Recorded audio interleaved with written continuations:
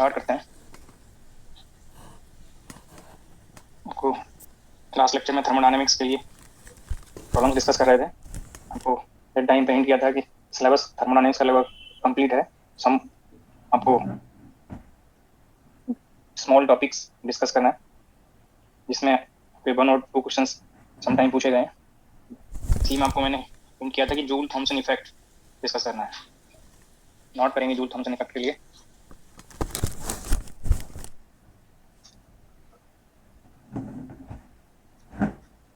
Joule Thomson effect, इसी में sometime word use होगा पोरस प्लग एक्सपेरिमेंट, और इसी में समटाइम वर्ड यूज हो सकता है throttling process.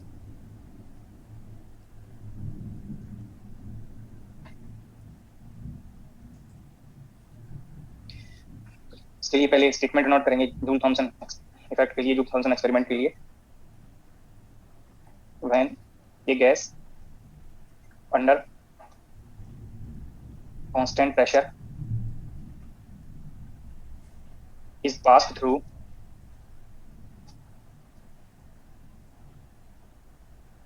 porous plug to another region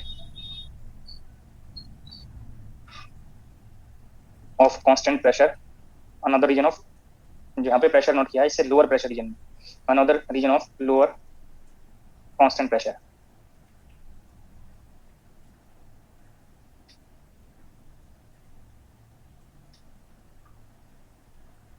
Its temperature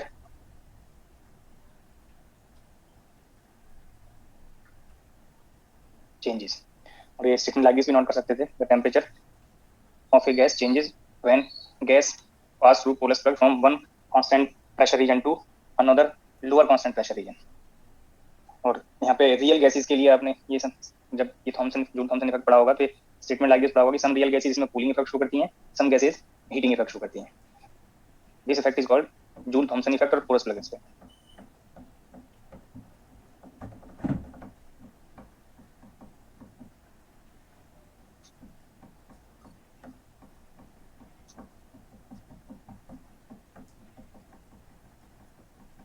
sometime आपसे पूछा जा सकता है कि जूल थॉमसन इफेक्ट में टेम्परेचर कोफिशिएंट क्या है, इस फैक्टर से आपको यहाँ पे कैसे कूलिंग इफेक्ट आएगा और हीटिंग इफेक्ट आएगा, और क्या पार्ट यहाँ पे कांस्टेंट होगा।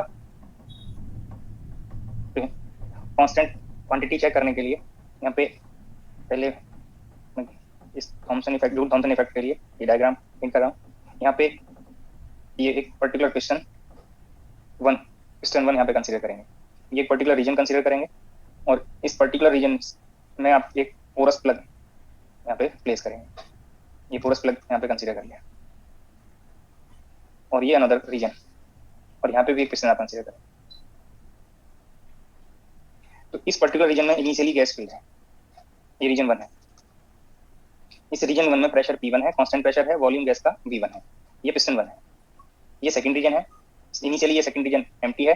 जब इस पिस्टन से इस गैस को कंप्रेस करेंगे तो ये गैस इस पोरस प्लग से पास होकर सेकंड रीजन में फिल हो जाएगा, और ये जो सेकंड पिस्टन है ये फिर मूव करेगा, दिस साइड मूव करेगा। तो इसका इनिशियली जो प्रेशर यहाँ पे वॉल्यूम है वो V2 है, और यहाँ पे जो प्रेशर है वो P2 है। ये यहाँ पे चेक कर सकते हैं, यहाँ पे मेंशन किया हुआ है constant pressure, lower constant pressure, और P2 की वैल्यू P1 से लेस है। दोनों ही प्रेशर कांस्टेंट है और P2 लेस देन P1 है। ये आपको इस स्टेटमेंट से हिंट हो गया।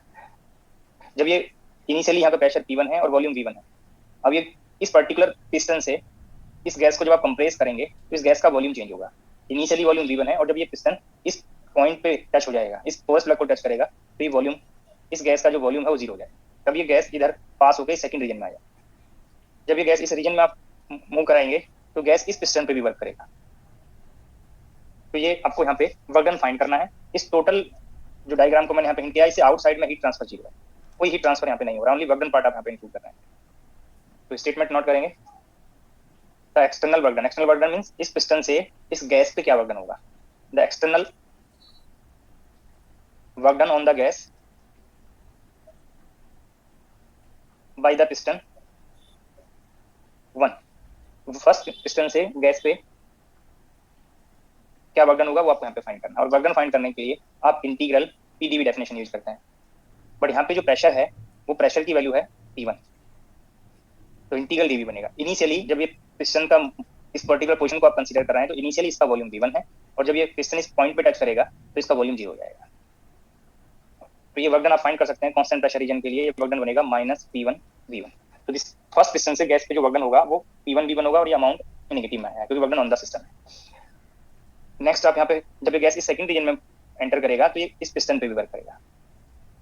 तो यहाँ पे work done by the gas on the piston second. Initially इस रीजन में जब गैस इस टोटली इस गैस रीजन में था, जिस पोरस प्लग से पास नहीं हो रहा है, तब इस गैस का इस रीजन में जो वॉल्यूम है वो 0 है, और जैसे इस एंटर करेगा तो वॉल्यूम V2 है, तक आपको यहाँ पे चेंज हो जाएगा। तो यहाँ पे फिर से फाइंड करेंगे द एक्सटर्नल वर्क डन। अगर डायग्राम को थोड़ा थिंक करें तो ये पार्ट, ये जो पिस्टन है आप यहाँ पे टच करा सकते थे नीचे, ये जब मूव करेगा तो यहाँ तक मूव करेगा। Work done by the gas on the piston 2, और ये वर्क डन फिर से कांस्टेंट प्रेशर रीजन के लिए फाइंड करना है। तो आप यहाँ पे फाइंड करेंगे प्रेशर P2 है, कांस्टेंट प्रेशर रीजन है, इनिशियली गैस का वॉल्यूम 0 है, और जो पिस्टन का जो पोजीशन मैंने शो किया है दैट पार्ट के लिए वॉल्यूम V2 बनेगा, और ये work done by the system है, बाय द गैस है तो प्लस आया। तो अब ये पर्टिकुलर पिक्चर को अगर आप कंसीडर करें तो इस पर्टिकुलर रीजन में गैस पे वर्क हो रहा है, और इस रीजन में एंटर करने के जब करेगा गैस तो गैस पिस्टन पे वर्क करेगा। तो what is the net work done on the gas? These two work done को आप साइन इंक्लूड करते हुए ऐड कर देंगे, टोटल वर्क डन या net work done by the gas.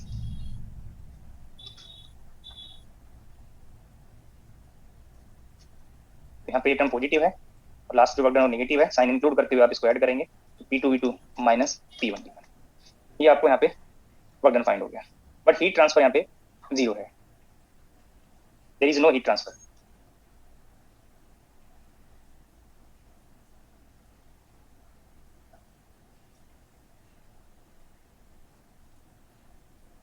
between gas and its surroundings।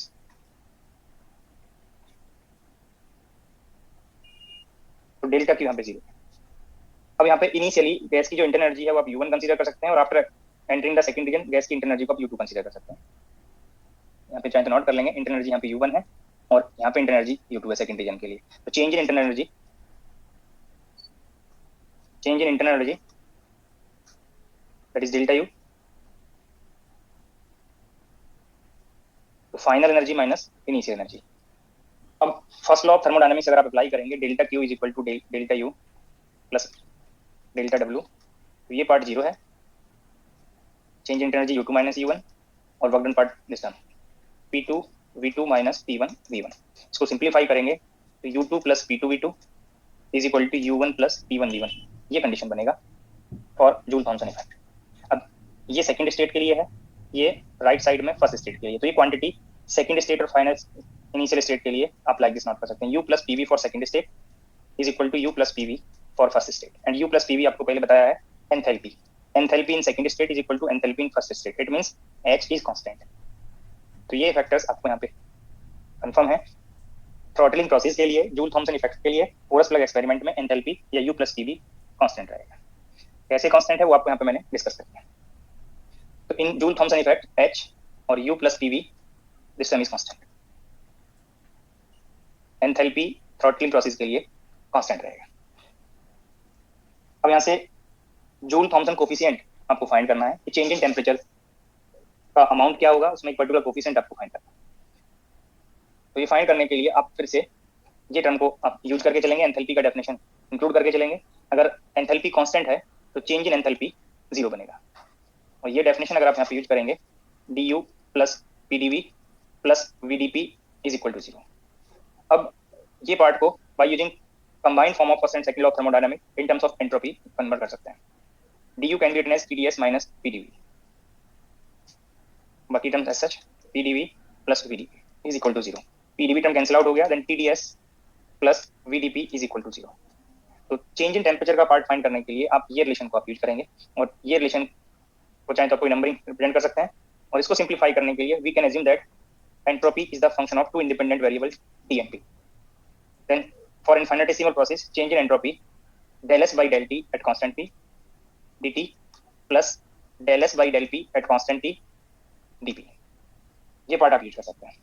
अगर आप यहाँ पे T से मल्टीप्लाई कर लें, TdS is equal to T del S by del T at constant P dt plus T del S by del P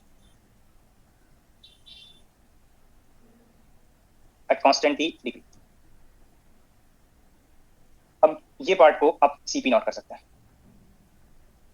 और ये आप मैक्सवेल थर्मोडायनामिक रिलेशन से यहाँ पे T और P का टर्म्स है, जो गिव्स फ्री एनर्जी में आपने गिव्स एनर्जी वाले पार्ट से जो मैक्सवेल रिलेशन ड्राइव किया था, वो मैक्सवेल रिलेशन आपको यहाँ पे रिकॉर्ड होगा। Then TdS can be written as CP dt plus TSH। अब ये टर्म की वैल्यू आप रिकॉल करें, gives energy fourth thermodynamic potential हम आपको नोट किया था।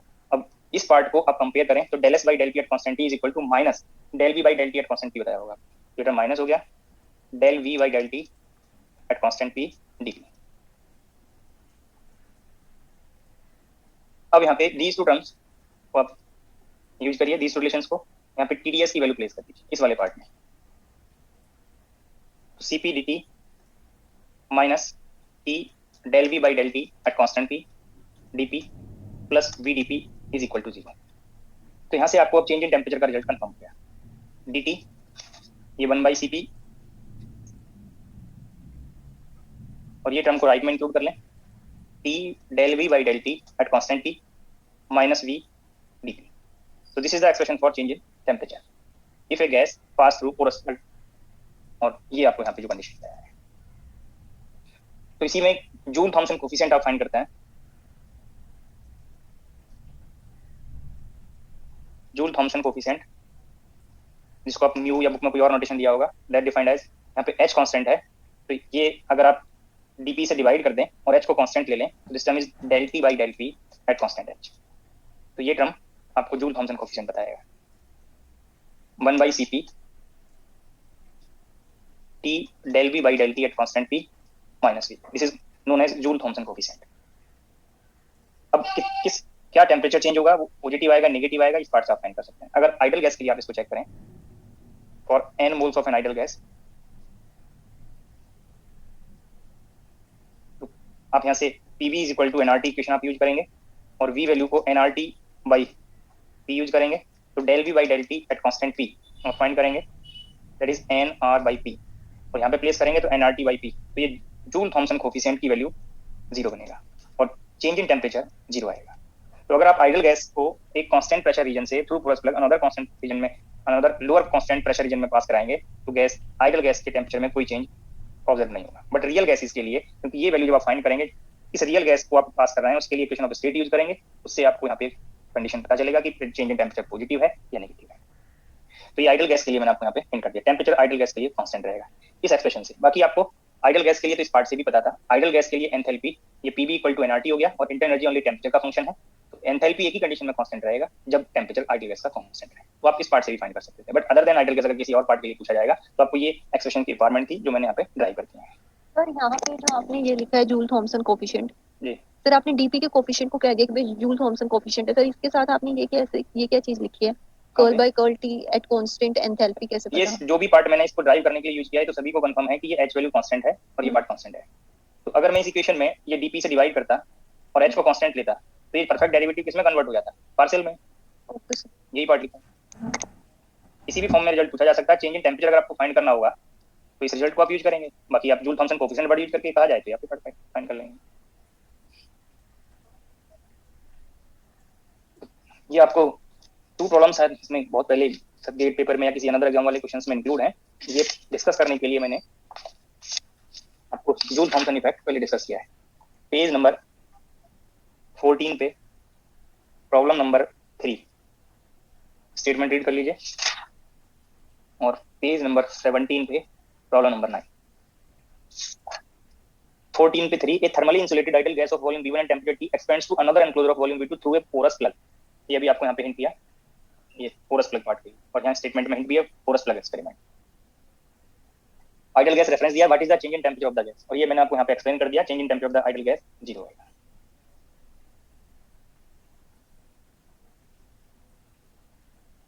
First option. नेक्स्ट है पेज नंबर 17 पे problem number 9, the quantity that remain constant in Joule Thomson expansion. अभी आपको हिंट किया H और U प्लस PV ये कांस्टेंट रहता है जूल थॉमसन एक्सपेरिमेंट, तो first option U plus PV यहाँ पे कांस्टेंट रहेगा। First option correct. और भी कहीं दीज थ्री वर्ड्स आ रहे होंगे, जूल थॉमसन इफेक्ट और Joule Thomson experiment, porous plug experiment और थ्रॉटलिंग प्रोसेस। तो जो इन्फॉर्मेशन अभी मैंने आपको हिंट किए हैं वो रिकॉल हो जाएंगे, प्रोग्राम को कंप्लीट कर लेंगे।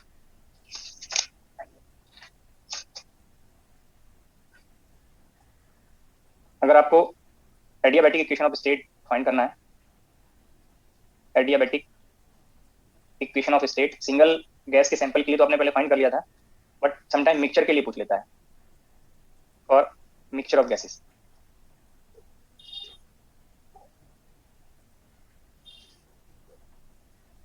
टू डिफरेंट गैसेस के मिक्सचर पार्ट के लिए आपको ये इक्वेशन पूछ सकता है या गामा वैल्यू पूछ सकता है। अगर आप फर्स्ट गैस के नंबर ऑफ मोल्स N1 ले रहे हैं, सेकंड गैस के लिए N2 मोल्स ले रहे हैं, गामा 1 हीट कैपेसिटी और स्पेसिफिक हीट और molar specific heat ratio,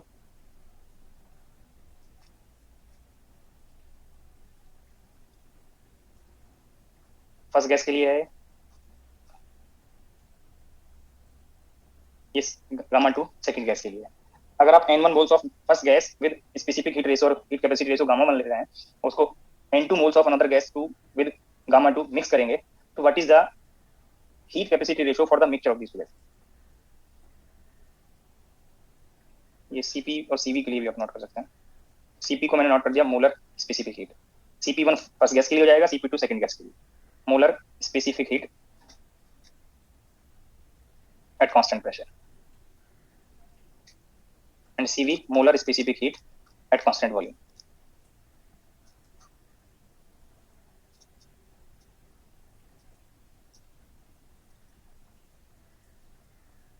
mixture के लिए हीट कैपेसिटी रेशियो गामा है। तो यहाँ पे समटाइम आपको लाइक दिस फॉर्म देके कह सकता है कि what is the value of gamma और what is the adiabatic equation of state in terms of P and V, और डायरेक्ट आपसे ये पूछ सकता है what is the value of gamma और what is the relation for gamma. इसको find करने के लिए अगर आप ये रिकॉल करें तो मैंने हीट कैपेसिटी आपको एक्सटेंसिव क्वांटिटी में नोट कराया था। एग्जांपल्स अगर आप रिकॉल कर लें एक्सटेंसिव क्वांटिटी के लिए, और ये भी पॉइंट नोट कराया वहाँ पे कि एक्सटेंसिव क्वांटिटी एडिटिव आती है। ये पॉइंट क्लियर है सभी को? ये पॉइंट रिकॉल हुआ सभी को? एक्सटेंसिव क्वांटिटी एडिटिव होती है, ये मैंने स्टेटमेंट आपको नोट कराया है। Yes sir. तो अगर मिक्सचर के लिए आप Cv फाइंड करें, मिक्सचर के लिए हीट कैपेसिटी अगर ले रहे हो, तो अगर ये नोटेशन हीट कैपेसिटी के लिए है तो बोथ पार्ट के लिए जो हीट कैपेसिटी होगा उनको आप ऐड कर सकते हैं। ऐसे ही आप उसके कांस्टेंट प्रेशर पार्ट के लिए आप यूज कर सकते हैं अगर ये हीट कैपेसिटी नोटेशन ले रहे हैं, और heat capacity in terms of molar specific heat आप नंबर ऑफ मोल्स मल्टीप्लाई करके नोट कर सकते हैं।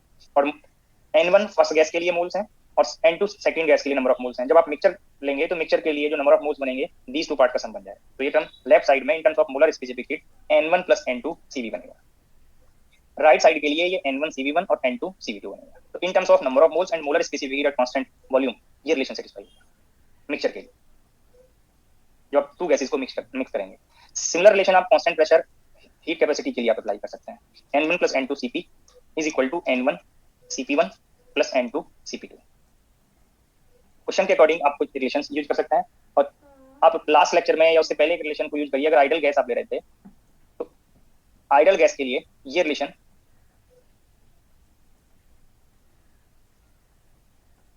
Cv वैल्यू को मैंने नोट किया था स्पेसिफिक हीट रेशियो यूज करके और मेयर फॉर्मूला यूज करके। लास्ट लेक्चर में भी ये पॉइंट बताया है, Cv को आप R by gamma minus 1 use कर सकते हैं।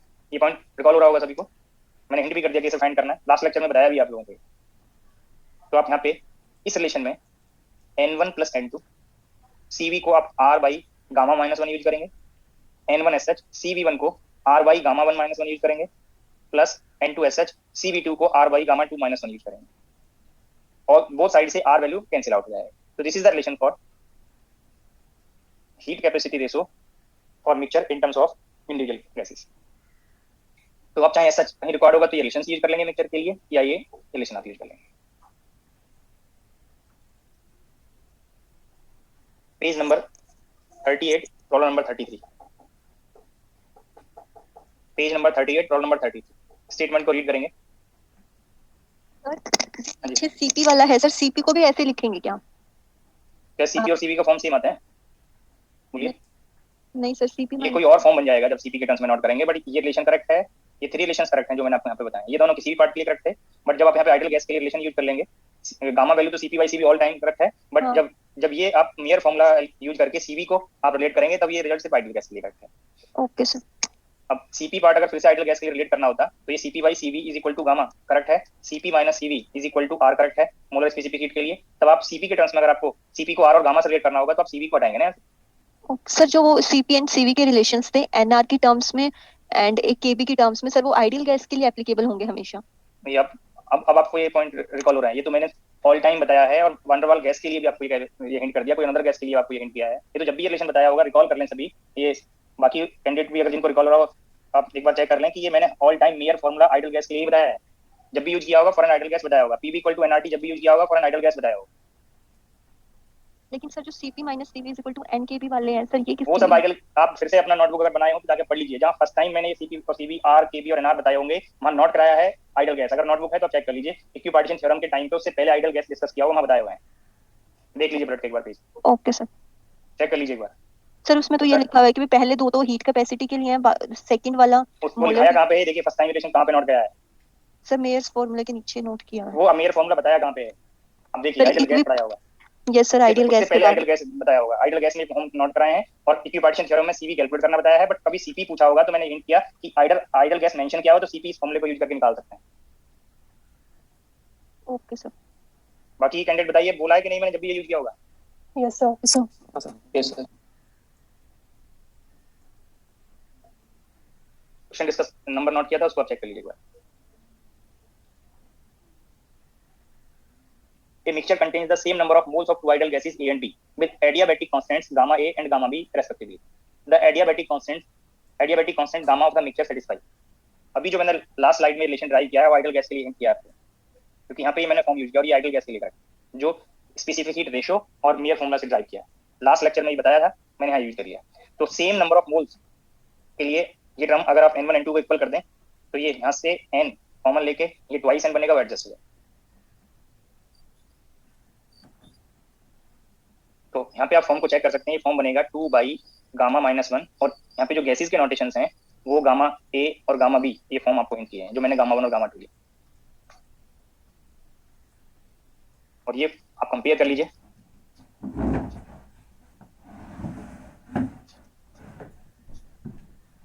ये ऑप्शन आप सेलेक्ट कर लीजिए, फर्स्ट ऑप्शन करेक्ट बन जाए।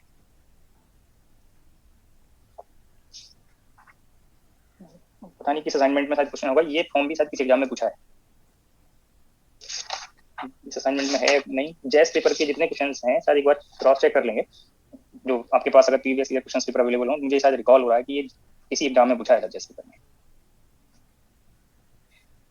Page number 38 problem number 35 statement read करिए और ट्राई करिए। Page number 38 problem number 35।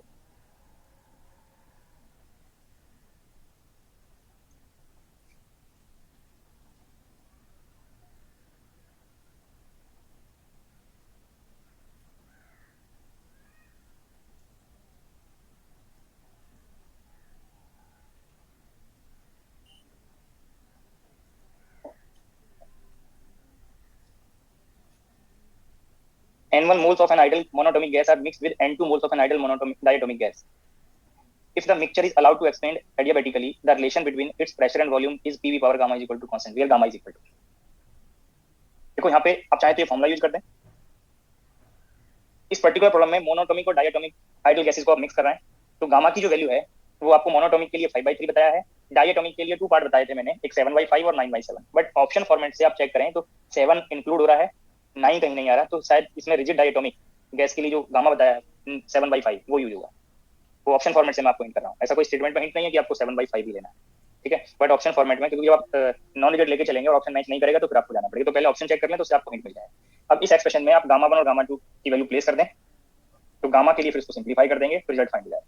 But एक इजी अप्रोच और है, स्टेटमेंट में मेंशन किया है number of moles notation capital N1 N2, आप यहाँ पे प्लेस कर दीजिए, ये दोनों पार्ट सेपरेटली यूज कर लीजिए। सीपी और सीवी की वैल्यूज यहाँ पे मोनोटोमिक और डायटोमिक के लिए यूज करेंगे, तो सीवी वैल्यू मोनोटोमिक के लिए आपको बताया था 3/2 आर, सीपी वैल्यू आपको बताया है 5/2 आर आइडल गैस के लिए, ये मोनोटोमिक के लिए बताइए।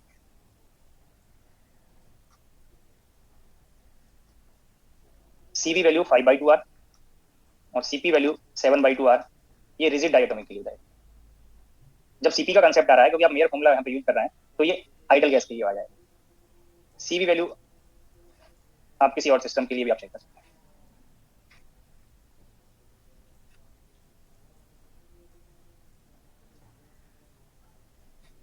देखो डायरेक्ट यहाँ पे या तो आइडल वर्ड मेंशन किया होगा या किसी अनदर पार्ट से किया होगा, आगे जब कोई प्रॉब्लम सॉल्व करें तो जैसे ही कंफर्म होगा आइडल गैस तब आप सीपी फॉर्मुला यूज कर सकते हैं। सीपी डिफरेंस को आप आर से रेट कर सकते हैं मेयर फॉर्मुला। अब मैंने आपको ये हिंट किया कि आप दीज रिलेशन से आप इजीली चेक कर सकते हैं। यहाँ से आपको गामा के लिए सिंप्लीफाई करना पड़ेगा, हो सकता है उसमें वो स्टेप्स फॉलो करने पड़ जाए। तो N1 plus N2 CP mixture के लिए, और इंडिविजुअल गैसेस के लिए यहाँ पे आप चेक करें, फर्स्ट गैस को मैंने मोनोटोमिक लिया तो यहाँ पे N1 5/2 R, N2 moles diatomic के लिए दैट इज 7/2 R। अब सिमिलर रिजल्ट आप CV के लिए यूज कर दीजिए, N1 plus N2 CV, N1 3/2 R, diatomic के लिए 5/2 R। अब ये इस इक्वेशन से डिवाइड कर दीजिए। जैसे लेफ्ट में डिवाइड करेंगे वो मिक्सचर फॉर गामा CP/CB आप नोट कर सकते हैं। N1 plus N2 cancel out हो गया।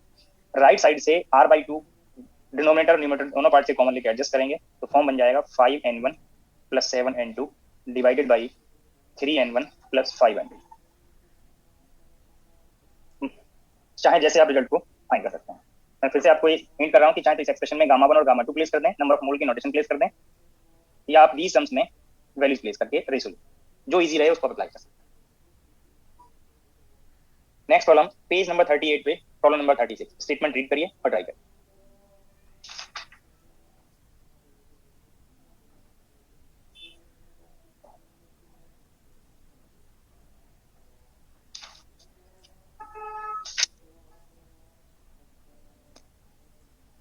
Page number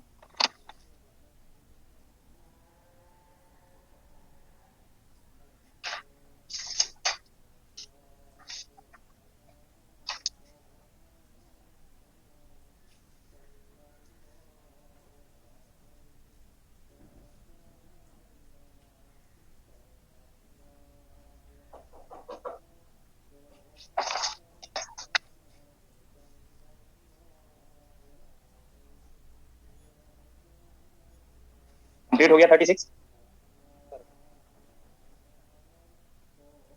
A certain gas has equation of state pressure is equal to alpha n square T by V square, where P is the pressure, n number of moles, V volume and T temperature. Alpha is constant. 1 mole of the gas undergo expansion from volume V to twice V at constant temperature. यहाँ पे statement में mention है at constant temperature. Given that del S by del V at constant T and N is equal to del P by del T at constant N and V, the change in energy of isothermal expansion. Isothermal process mention किया हुआ है, particular gas के लिए equation of state दिया है। अगर आप यहाँ से चेंज इन एनर्जी फाइंड करेंगे, del U by del T at constant V dt plus del U by del V at constant T dV। Constant temperature है, ये पार्ट जीरो हो गया, और del U by del V की value आप इस part से फाइंड करेंगे जो आपको रिजल्ट पहले बताया हुआ है, आप चेक कर सकते हैं। del U by del V at constant T zero आ रहा होगा, T del V by del T at constant T minus T से जब फाइंड करेंगे तो ये जीरो आएगा। ये चेक किया होगा आप लोगों ने।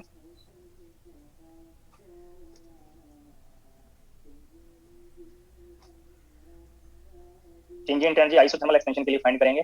First term change in temperature zero हो गया, सेकंड टर्म इस पार्ट के जीरो होने से जीरो हो गया, तो चेंज इन एनर्जी जीरो बनेगा, फर्स्ट ऑप्शन करेक्ट। सर समझ नहीं आया ये वाला क्वेश्चन। नीरज पढ़ भी लिया करो, क्या आप नहीं समझ में आया ये बताइए। सर इसमें आपने du sir curl u by curl v at constant temperature is equal to 0 लिख दिया सर। मैंने इसके साथ कुछ स्टेटमेंट भी बोला, उस पर कंसंट्रेट थे या नहीं? सर ठीक कंसंट्रेट। क्या कंसंट्रेट थे सर आपने ये आप बोला लोगों था को ट्राई करने के लिए भी बोला है, तो ये पॉइंट तो पहले भी चेंज इन एनर्जी के लिए मैंने 2 और 3 प्रॉब्लम्स में इंक्लूड किया है सेम कंसेप्ट। ये डायरेक्ट नोट करना भी बताया, यहाँ पे प्रेशर दिया हुआ है, अगर आप कंसंट्रेट थे तो ये पार्ट को आप चेक करिए, T del B by del T at constant P minus V क्या है, ये V था यहाँ पे, P एक बार चेक कर लीजिए, P था यहाँ पे, ये सफी था, ये पार्ट को यहाँ पे चेक करिए, इस टर्म से del P by del T find करिए एट कांस्टेंट V, तो alpha n square by V square बनेगा, और T यहाँ पे आपने मल्टीप्लाई कर लिया, तो alpha n square T by V square minus P, ये वैल्यू फिर से प्रेशर का है, ये मैंने जीरो कर दिया और बताया कि जी आप लोग ट्राई किए होंगे जीरो आया होगा, कैसे फाइंड करना वो भी बताया। रिपीटेड कंसेप्ट अगर हर बार आप एक्सपेक्ट करेंगे कि मैं ही बताऊं तो एग्जाम में आप खुद से अप्लाई नहीं कर सकते। आइडल गैस के लिए कैलकुलेट करना बताया, वैन डर वाल गैस के लिए कैलकुलेट करना बताया, एक फ्री एक्सटेंशन का प्रॉब्लम था जिसमें फाइनल टेम्परेचर पूछा था, इक्वेशन ऑफ स्टेट दिया था, वहां पे मैंने चेंज इन एनर्जी से एनर्जी का एक्सप्रेशन बताया, तब भी सेम कंसेप्ट यूज किया। अब क्लियर हुआ है नहीं? हो गया सर।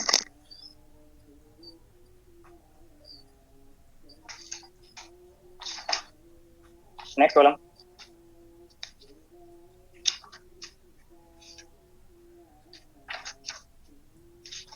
पेज नंबर 32 पे प्रॉब्लम नंबर 16 को एक बार क्रॉस चेक करेंगे, डिस्कस हुआ है कि नहीं। 32 पे 16 हाँ सर। स्टेटमेंट रीड करके ट्राई करो।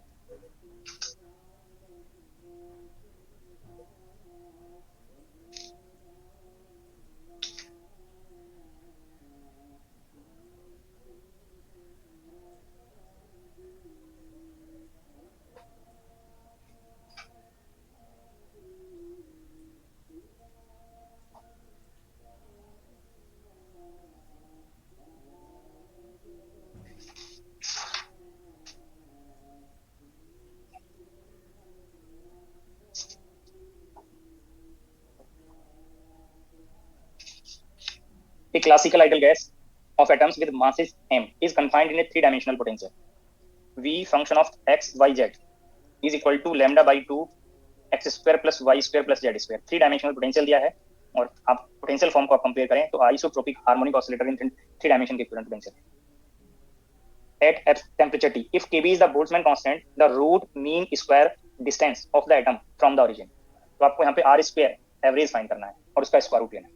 रूट मीन स्क्वायर डिस्टेंस, तो root mean square distance find करने से पहले आप मीन स्क्वायर डिस्टेंस अगर फाइंड कर लें और विरियल थ्योरम का statement average thermal kinetic energy के लिए आप अप्लाई करें तो थ्री डायमेंशन के लिए average thermal kinetic energy 3/2 kBT बनेगा। 3 डिग्री ऑफ फ्रीडम के लिए काइनेटिक एनर्जी का average half kBT into degree of freedom से आप फाइंड कर सकते हैं। और virial theorem average kinetic energy is equal to, यहाँ पे पोजीशन का पावर 2 है तो 2/2 एवरेज पोटेंशियल एनर्जी, और एवरेज पोटेंशियल एनर्जी और काइनेटिक एनर्जी को आप रिलेट करके मीन स्क्वायर डिस्टेंस फाइंड कर सकते हैं। पोटेंशियल एनर्जी के एवरेज में वे फैक्टर कांस्टेंट है, only average r variable part के लिए इंक्लूड होगा। तो मीन स्क्वायर डिस्टेंस आपको यहाँ पे फाइंड हो गया। R square average can be written as 3 kBT by lambda and root mean square distance square root find करेंगे तो 3 kBT by lambda total power 1/2। First option correct बन जाएगा।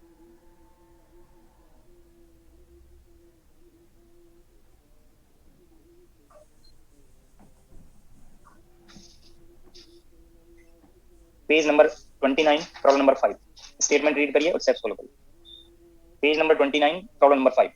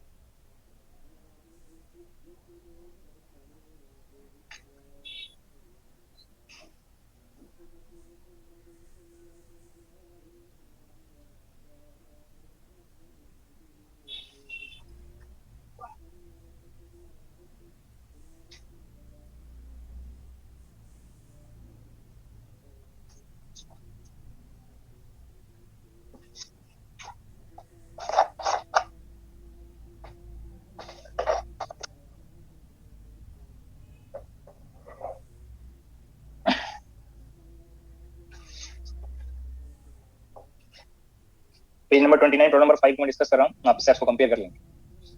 ए monotonic gas is described by the equation of state P multiplied by V minus Bn is equal to nRT, where V and capital R are constant and other quantities have their usual meaning.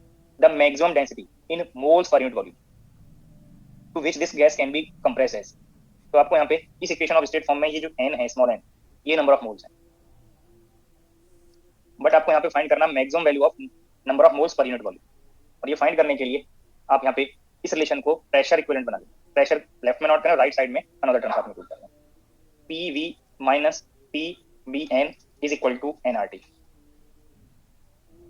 n left में note करें क्योंकि मैं इसकी maximum value को find करना है। पहले तो एक फंक्शन जैसे मैक्सिमम मिनिमा के लिए फाइंड करते हैं तो पहले जिस पार्ट को मैक्सिमाइज करना है उसके लिए रिलेशन हम फाइंड करें। तो यहाँ पे n यहाँ पे भी है और ये टर्म भी है, तो ये term n is equal to PV by PB plus RT, ये फॉर्म बन जाएगा। हमें जिसका मैक्सिमम वैल्यू फाइंड करना है, ठीक है, वो पार्ट को आप यहाँ पे इंक्लूड करना है। अब ये रिजल्ट को आप चेक करिए, ये प्रेशर को आप अप्लाई करते जाएंगे तो वॉल्यूम चेंज होने से ये पार्ट पे इफेक्ट आएगा। इसकी वैल्यू कब मैक्सिमम होगी वो पार्ट आपको फाइंड करना है, तो उसको प्रेशर के रेस्पेक्ट में मैक्सिमाइज करें। इट मींस अगर आप ये डिफरेंशियल कर दें प्रेशर के रेस्पेक्ट में और जीरो के इक्वल प्लेस करते हैं, यहाँ पे डिनोमिनेटर में न्यूमरेटर और न्यूमरेटर पार्ट में और डिनोमिनेटर पार्ट में प्रेशर पड़ जाते हैं। तो ये डिफरेंशिएशन करेंगे PB plus RT S H, numerator part का डिफरेंशियल किया तो V मल्टीप्लाई में हो गया minus numerator part S H, denominator का जो डिफरेंशियल करेंगे प्रेशर के रेस्पेक्ट में तो B multiply divided by P B plus R T whole square is equal to 0। तो ये आपको रिलेशन मिल गया, और यहाँ से आप अगर आप चेक करें तो ये आर टी वैल्यू, ये टर्म जीरो में इंक्लूड हो गया, ये term P V and V plus है, और यहाँ पे ये टर्म माइनस है, कैंसिल आउट हो गया, तो ये आर टी वी का प्रोडक्ट जीरो बनेगा, वॉल्यूम जीरो नहीं है, तो आपको यहाँ से कंफर्म हो गया कि आर टी वैल्यू जीरो बनेगा, क्योंकि वॉल्यूम को जीरो ले लेंगे तो number of moles per unit volume infinite बन जाएंगे, जो ऑप्शन जो रॉन्ग होंगे। अब ये पार्ट आर टी को आपने जीरो किया तो ये टर्म एन की वैल्यू इस पर्टिकुलर आर टी वैल्यू पे P V by P B बनेगा, तो ये मैक्सिमम वैल्यू के लिए कंडीशन है। अब यहाँ से आपको फाइंड करना है नंबर ऑफ मोल्स की मैक्सिमम वैल्यू पर यूनिट वॉल्यूम, ये प्रेशर यहाँ से कैंसिल आउट हो गया, राइट साइड में 1/v, तो ये थर्ड ऑप्शन करते हैं। सही, आरटी इक्वल टू 0 एक बार कंडीशन बता दो। जैसे आप प्रेशर अप्लाई करते जाएंगे तो गैस को आप जीरो वॉल्यूम तक कंप्रेस नहीं कर सकते हैं, ये रियल गैस है, तो ये वॉल्यूम वैल्यू तो जीरो नहीं बनेगा। तो जब ये पार्ट को आप सिंप्लीफाई करेंगे तो इस पार्ट में आप कंपेयर करिए P V B plus R T V minus P V V, ये फॉर्म बना, ये टर्म कैंसिल आउट हो गए, तो ये टर्म की वैल्यू को जीरो करने का मतलब क्या है, एक पॉसिबिलिटी ये हो सकती थी या तो वी जीरो बन जाए, अगर वी को नॉन जीरो लेंगे तो आर टी वैल्यू जीरो बन जाए। तो ये पार्ट आपको यहाँ पे जस्ट इस न्यूमरेटर पार्ट से हिंट हो रहा है कि आर टी को अगर आप जीरो करें तो आर टी जीरो होने का मतलब क्या कि टी की वैल्यू जीरो हो जाए, और टी को जीरो करेंगे इस पार्ट में प्लेस करेंगे तो आर तो कांस्टेंट है, और ये रेशियो में पीवी बाई बीबी, बीवी आपको यहाँ पे नोट होगा। सर इसमें हमें कैसे पता चला कि भाई हमने प्रेशर के साथ इसकी डिफरेंशिएशन करनी है? स्टेटमेंट में मेंशन है कि गैस को किस पर्टिकुलर मोल्स तक पर यूनिट वॉल्यूम में आप कंप्रेस कर सकते हैं। गैस को कंप्रेस करने के लिए आपको प्रेशर चेंज करना पड़ेगा, जो वेरिएबल है वो प्रेशर को आपको इंक्लूड करना है। क्लियर हुआ? स्टेटमेंट को आप पढ़ेंगे, स्टेटमेंट में आपको मेंशन है the maximum density to which this gas can be compressed as. Pressure apply करके तो आप कंप्रेस करेंगे, या आप कोई और वेरिएबल भी ले सकते हैं, बट हो सकता है कि उससे कैलकुलेट करने में आपको प्रॉब्लम आए। अब वॉल्यूम इसको एन को वेरी कराने के लिए आप वी को चेंज कर रहे हैं, अगर आप वी को यहाँ पे आप एस एच इंडिपेंडेंट वेरिएबल ले लें तो आपको ये फिर से इस पी का रिलेशन वॉल्यूम में फिर से प्लेस करना पड़ेगा, क्योंकि प्रेशर टेम्परेचर वॉल्यूम दोनों पे डिपेंड है, तब आप रिलेट कर पाएंगे। थोड़ा डिफिकल्ट अप्रोच बन जाएगा, हो सकता है कि वहां से आप फाइंड करेंगे तो मोर स्टेप्स और इंक्रीज है। जो मैंने आपको यहाँ पे स्टेप हिंट किया कि यहाँ पे आप प्रेशर को आप यहाँ पे प्रेशर के टर्म्स में इसको डिफरेंशियल करेंगे तो इजी आपको रिजल्ट फाइंड होगा। ठीक है, इस पार्ट में जो इक्वेशन ऑफ स्टेट है कोई टू वेरिएबल्स इंडिपेंडेंट होंगे, तो टेम्परेचर वॉल्यूम और प्रेशर में से कोई भी टू वेरिएबल को आप इंडिपेंडेंट ले सकते। आप मैंने यहाँ पे जो एज्यूम किया इस पार्ट में, इस टर्म में मैंने प्रेशर वॉल्यूम और टेम्परेचर के टर्म्स में एन को नोट कर दिया, तो मैंने प्रेशर के रेस्पेक्ट में इसको डिफरेंशियल किया है। अब अगर आप वॉल्यूम के टर्म्स में डिफरेंशियल करेंगे हो सकता है आपको कुछ आइडिया मिल जाए, चेक करके देख लें, बट जिससे इजी रहे उसको आप ट्राई करें, क्योंकि यहाँ पे गैस को जब हम कंप्रेस करेंगे तो प्रेशर इंक्रीज करना पड़ेगा, वी को डिक्रीज करना पड़ेगा, और कितना डिक्रीज करें कि जो हमारा यहाँ पे maximum number of moles per unit volume आपको फाइंड हो, वो आपको यहाँ पे मैंने सर जब हम जैसे प्रेशर के रिस्पेक्ट में डिफरेंशिएट करेंगे तो मतलब del n by del v at constant p ऐसे करेंगे, del n by del n by del v at constant p जब वॉल्यूम के रेस्पेक्ट में करेंगे। हाँ, बाकी फैक्टर्स को आपको कांस्टेंट लेना है। तो सर जैसे अगर मान लो हम del n देखो जब सिंगल वेरिएबल होता है, ये सब आप मैथमेटिक्स को थोड़ा स्किप कर लेते हैं, जब सिंगल वेरिएबल होता है तो मैक्सिमम फाइंड करने के लिए आप परफेक्ट डेरिवेटिव लेते हैं। क्लियर है? यस सर, मैक्सिमाइज करने के लिए इसका सेकंड ऑर्डर डेरिवेटिव लेते हैं। जब आप टू वेरिएबल फंक्शन ले रहे हैं तो यहाँ पे किसके रेस्पेक्ट में आपको इसको मैक्सिमाइज करना है, अगर x के रेस्पेक्ट में चेक करना है तो यहाँ पे ये पार्शियल डेरिवेटिव में सिंगल वेरिएबल का कंसेप्ट लेते हैं, अनदर पार्ट कांस्टेंट। ठीक है, सर वैसे मतलब इस क्वेश्चन में अगर हम ऐसा करेंगे तो मतलब p by pv कोई भी पार्ट के रेस्पेक्ट में इसको डिफरेंशियल करेंगे, बाकी वेरिएबल्स को आप इंडिपेंडेंट मान लीजिए। तो सर p 0 आ जाएगा इससे, कहां से? मतलब अगर हम del n by del v at constant p equal to 0 रखेंगे तो मतलब हाँ। p by pv plus rt 0 आ जाएगा। जीरो आ जाएगा, बट आप जीरो लेंगे तो क्या यहाँ पे नंबर ऑफ मोल्स को जीरो कर सकते हैं क्या? आपको मैं वही बोल रहा हूँ कि जिससे आपको करेक्टली इजी फाइंड हो। अगर आप वी के रेस्पेक्ट में इसको डिफरेंशियल कर रहे हैं तो आपको फाइंड करना है N maximum per unit volume. क्या आपको यहाँ से रिजल्ट फाइंड हो पाएगा? नहीं सर, नहीं होगा। तो यही मैं बोल रहा हूँ कि ये प्रैक्टिस से मैंने ये पार्ट को पहले रिलेट किया, जो इजी अप्रोच है। बाकी आप चाहे जिस वेरिएबल के रेस्पेक्ट में इसको डिफरेंशिएट कर लें, आप मैक्सिमाइज करने के लिए आपको ये वैल्यू फाइंड करना है, आप चाहे जैसे इसको फाइंड करें क्वेश्चन के अकॉर्डिंग। ठीक है, नेक्स्ट प्रॉब्लम है पेज नंबर 28 पे, प्रॉब्लम नंबर 17। स्टेटमेंट रीड कर लीजिए जिससे आपको कंफर्म हो जाए कि क्या पार्ट गिवन है और क्या पार्ट आपको फाइंड करना है। स्टेटमेंट प्रॉब्लम सॉल्व करने के लिए प्रॉब्लम का स्टेटमेंट बहुत इंपॉर्टेंट होता है। अगर आप उसमें कोई पार्ट स्किप करेंगे तो प्रॉब्लम के रॉन्ग होने के भी चांसेस हैं, और हो सकता है कि आपको क्या स्टेप्स फॉलो करना है उसका भी हिंट ना रहे। काइनेटिक थ्योरी ऑफ गैसेस जब आप 12th लेवल या ग्रेजुएशन लेवल पे पढ़े होंगे तो थोड़ा रिकॉल करें, उसके एजम्पशंस को फॉलो करते हुए आप एक क्यूब के इनसाइड में नंबर ऑफ मॉलिक्यूल्स कंसीडर करते हैं, और वहां से आपने एक प्रेशर का फॉर्मूला फाइंड किया होगा। प्रेशर का फॉर्मूला फाइंड किया होगा कि what is the pressure applied by gas molecules on the walls of a container in cubical form। फिर क्यूबिक फॉर्म तो आपने कंसीडर किया, वो किसी भी आर्बिट्री शेप के लिए कंफर्म करेक्ट हो जाता है। ओनली उसमें जो एरिया और वॉल्यूम का फॉर्म है, अगर नोटेशन हम भी रख लें तो उसकी वैल्यू चेंज होगी, बट वॉल्यूम के टर्म्स में रिजल्ट सेम आता है। उसी से फिर हम काइनेटिक थ्योरी ऑफ गैसेस में प्रेशर को रिलेट करके काइनेटिक एनर्जी को रिलेट करते हैं, जो टेंपरेचर डिपेंडेंट आता है, जो मैंने क्यूबार्टिशन थ्योरम से बताया। तो वो जो पॉइंट्स को अगर आप रिलेट करेंगे तो वही पार्ट मैं यहाँ पे फिर से हिंट कर रहा हूँ।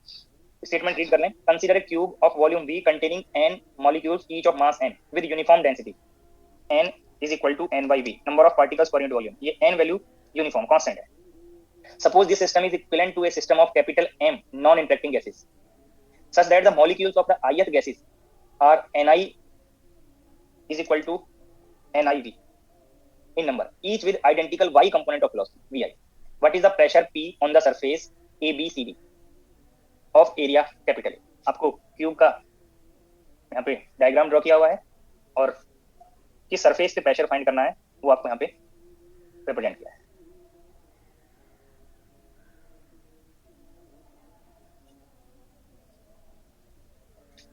ये जेड एक्सिस, ये एक्स एक्सिस, ये वाई एक्सिस। यहाँ पे inside this cube different gases के मॉलिक्यूल्स आपको यहाँ पे फिल किए हुए हैं और आपको इस सरफेस पे प्रेशर फाइंड करना है। ये ए बी सी डी, इस सरफेस पे आपको प्रेशर फाइंड करना है। तो प्रेशर फाइंड करने के लिए आपको गैस मॉलिक्यूल से इस सरफेस पे कितना फोर्स अप्लाई होगा वो अगर आप फाइंड कर लें तो पर यूनिट एरिया से आप डिवाइड करके, एरिया से डिवाइड करके force per unit area pressure आप फाइंड कर सकते हैं। और फोर्स को फाइंड करने के लिए आपको कितना मोमेंटम पर सेकंड चेंज होगा, rate of change of momentum per unit time, तो यूनिट टाइम में कितना मोमेंटम चेंज होगा वो आप यहाँ पे फोर्स के लिए आप अप्लाई करें। और एरिया का नोटेशन ए दिया हुआ है, इसे डिवाइड कर लेंगे तो आपको यहाँ पे प्रेशर की वैल्यू पता चलेगी। तो ये फाइंड करने के लिए ये एरिया अगर आप यहाँ पे कंपेयर करें, ये क्यूब है, ईच साइड यहाँ पे सेम आएगा, ये साइड भी एल है, ये साइड भी एल है, तो ये जो यहाँ पे सरफेस शो किया है एबीसीडी वो स्क्वायर बनेगा। और स्क्वायर के लिए एरिया की वैल्यू अगर आप फाइंड करेंगे साइड के टर्म्स में तो एल स्क्वायर है। तो area in terms of side पता चल गया। ओनली आपको प्रेशर फाइंड करने के लिए फोर्स फाइंड करना है। और मैंने फोर्स के लिए आपको हिंट किया कि यूनिट टाइम में कितना मोमेंटम चेंज होगा वो आपको फाइंड करना है। तो ये स्टेटमेंट मैं आपको यहाँ पे हिंट कर रहा हूँ, उसके अकॉर्डिंग इसे फॉलो करते जाएंगे। द चेंज इन मोमेंटम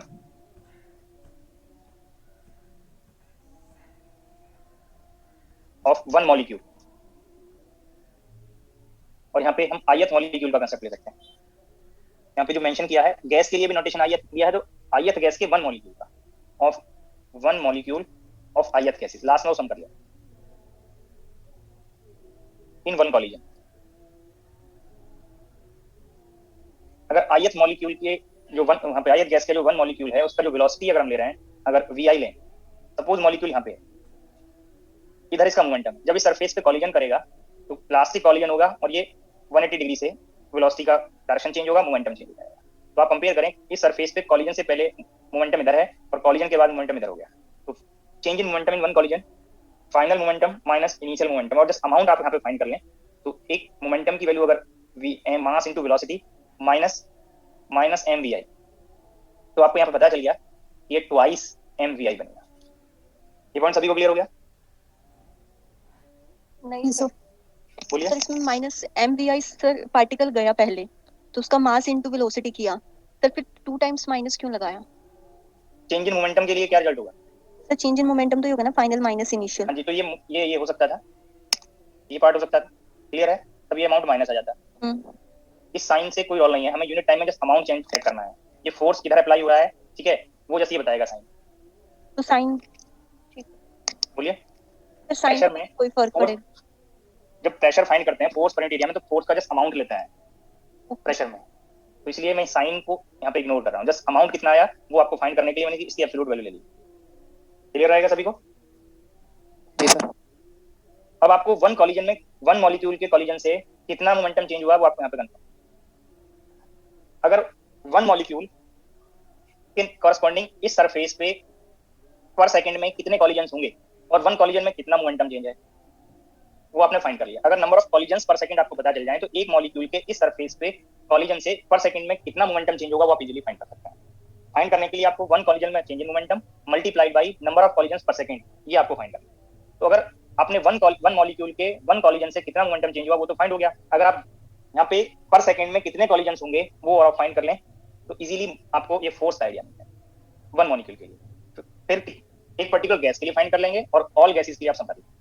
तो आप ये मान के चलिए अगर ये मॉलिक्यूल इनिशियली यहाँ पे है, ये इससे कॉलिजन किया, फिर से वापस इधर आएगा, ठीक है, या आप यहाँ पे कंपेयर करें, ये मॉलिक्यूल यहाँ पे था, इस सरफेस के जस्ट नेबरहुड में इधर गया और इधर वापस आया।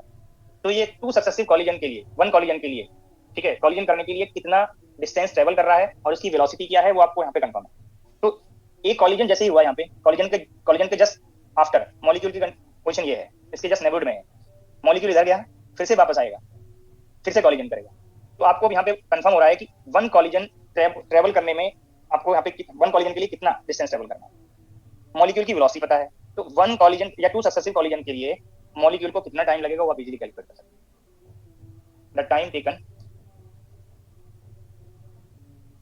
Bye A molecule in successive collision.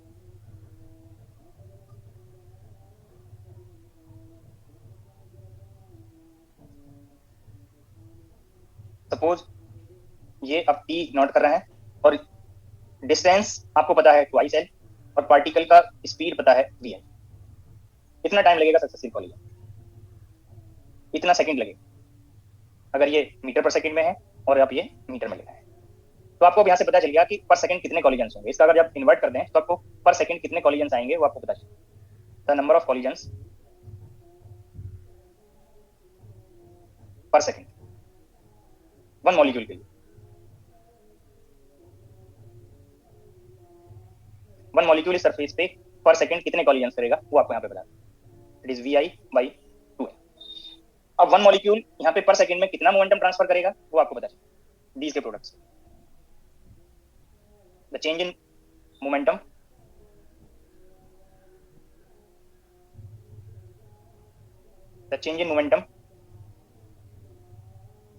per second of 1 molecule। पर कॉलिजन कितना मोमेंटम चेंज है 1 मॉलिक्यूल के लिए और पर सेकंड कितने कॉलिजन हो रहे हैं, दीज पार्ट को मल्टीप्लाई करते हैं तो आपको पर सेकंड कितना मोमेंटम चेंज होगा वो फाइंड कर सकते हैं। That is m v i square by l। अब एक ith गैस के लिए कितना होगा वो आप फाइंड कर सकते हैं। द चेंज इन मोमेंटम पर सेकंड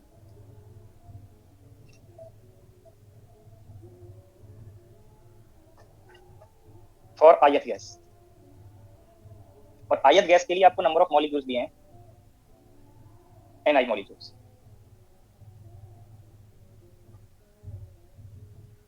ith गैस के लिए आपको यहाँ पे फाइंड हो गया, ये एक पर्टिकुलर मॉलिक्यूल का था।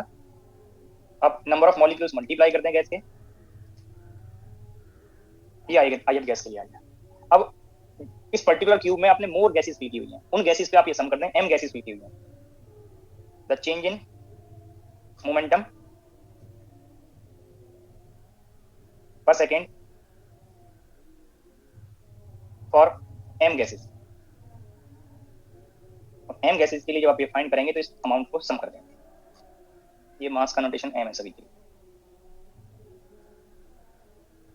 तो ये फोर्स आ गया यहाँ पे, चेंज इन मोमेंटम पर सेकंड। जितने भी गैस यहाँ पे फिल किए हैं ऑल गैस के मॉलिक्यूल्स वहाँ पे सरफेस से कॉलिजन करेंगे तो ये फोर्स आ गया। तो आपको प्रेशर फाइंड करना है। प्रेशर के लिए फोर्स पर यूनिट एरिया, तो summation NI m VI square by L force में है और एरिया के लिए L स्क्वायर टर्म था तो ये L क्यूब हो गया और L क्यूब को आप V ले सकते हैं। जब आप यहाँ पे प्लेस करेंगे तो m समेशन इंडिसेस से इंडिपेंडेंट है और ये समेशन वैल्यू ऑल गैसेस पे आपको इंक्लूड करना है 1 से m तक। तो ये NI बाई वॉल्यूम बन गया और ये NI बाई V को आप डेंसिटी ले सकते हैं, जो स्टेटमेंट में मेंशन किया है स्मॉल n, आप ये कंपेयर कर सकते हैं। summation over I goes from 1 to n small ni vi square। First option correct बन जाए।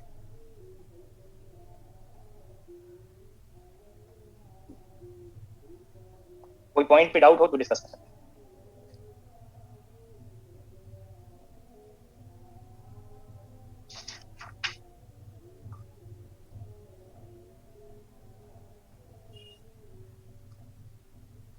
पेज नंबर 26 पे प्रॉब्लम नंबर 2 स्टेटमेंट रीड करिए।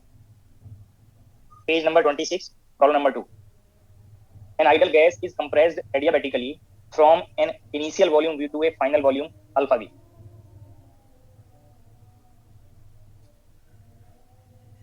And a work done W is done on the system in doing so. Statement में amount दिया है work done on the system. जब ये result आप प्लेस करेंगे तो आपको इसका साइन इंक्लूड करते हुए प्लेस करना है। Work done by the system आपको पॉजिटिव बताया था और ऑन द सिस्टम आपको नेगेटिव बताया था, तो ये पॉइंट आप यहाँ पे इंक्लूड करेंगे। तो वर्क डन अगर आपको फाइंड करना है तो वर्क डन का डेफिनेशन था बाय द सिस्टम के लिए इंटीग्रल पीडीवी, और ये टर्म आपको हिंट किया कि ये पॉजिटिव आता है। बट अगर स्टेटमेंट में आपको ये डेफिनेशन इंक्लूड करना है ऑन द सिस्टम के लिए, तो या तो ये अमाउंट पहले फाइंड कर लेंगे, ये नेगेटिव आएगा, या इसको अगर एब्सोल्यूट में कन्वर्ट करना है तो work done on the system जो अमाउंट दिया उसको आप माइनस डब्ल्यू यूज करेंगे, तो रिजल्ट बोथ साइड से मैच कर जाएगा। तो स्टेटमेंट में आपको on the system, work done on the system, अगर वर्ड लिखा हो तो वहाँ पे अमाउंट दिया होता है कि 2 जूल वर्क है, यहाँ पे ये नोटेशन दिया हुआ है। बट अभी आपको ये हिंट किया कि डेफिनेशन जो मैंने बताया है integral PDV that is work done by the system, और ऑन द सिस्टम और बाय द सिस्टम में साइन का चेंज होता है, तो ये आप यहाँ पे माइनस डब्ल्यू इंक्लूड कर लें और राइट साइड की डेफिनेशन को सेम रखें, या आप इसको डब्ल्यू रखें यहाँ पे माइनस कर दें, दोनों पार्ट सेम रहेंगे। अब आप इसको इनिशियल से फाइनल स्टेट तक इंटीग्रल करें।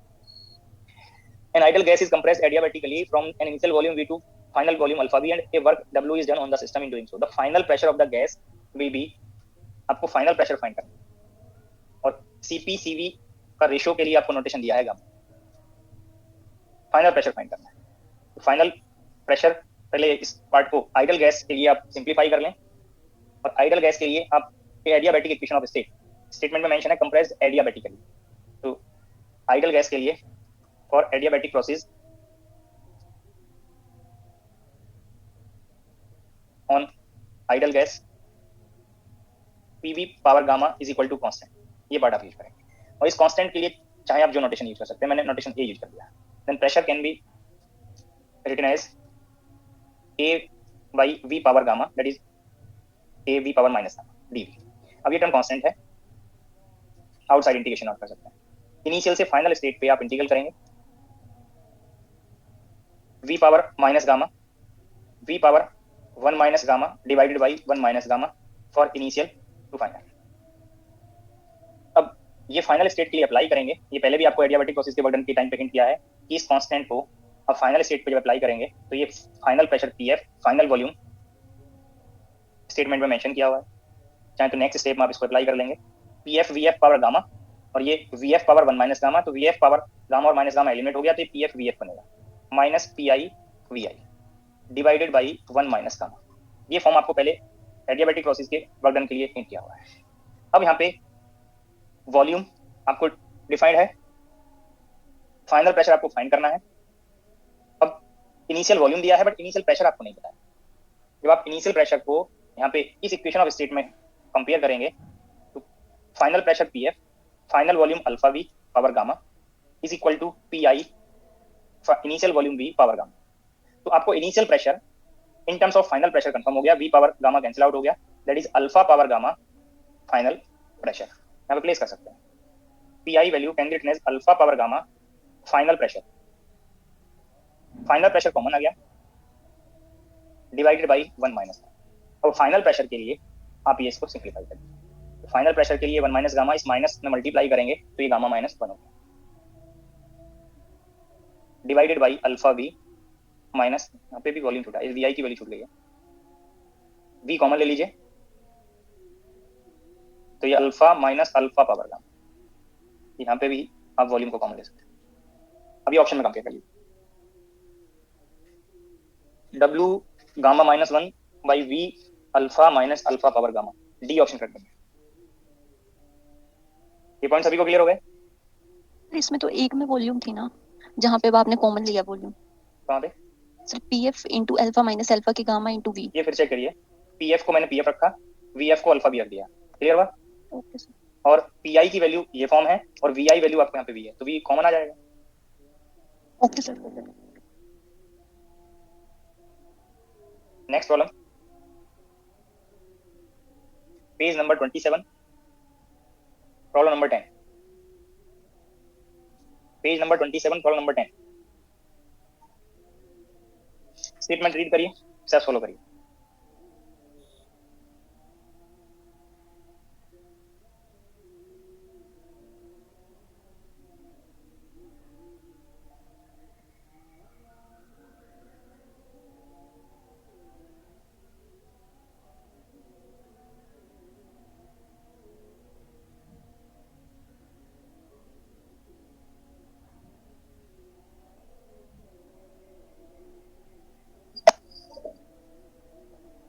सर वॉल्यूम नहीं आ रही है।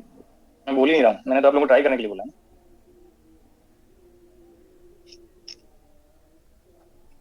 वन और टू स्टेप्स आप खुद से स्टेटमेंट पढ़ के अगर नोट कर लेंगे तो बाकी पार्ट सिर्फ मैथमेटिकल स्टेप्स होते हैं। प्रॉब्लम के स्टार्ट करने में डिफिकल्टी फेस होती है, स्टार्ट अगर हो जाए तो प्रॉब्लम का 50% पार्ट कंप्लीट हो जाता है। इसीलिए स्टेटमेंट पढ़ के आप लोग खुद से वन और टू स्टेप्स फॉलो कर लेंगे, फिर जब मैं हिंट करता हूँ स्टेटमेंट से कि ये पार्ट आपको स्टार्ट करना है, तो आप अगर किन्हीं कैंडिडेट को अभी भी डिफिकल्टी हो रही होगी तो उस अप्रोच से आप प्रॉब्लम को सॉल्व कर सकते हैं। अगर आप खुद से ट्राई नहीं करेंगे, रोज अली,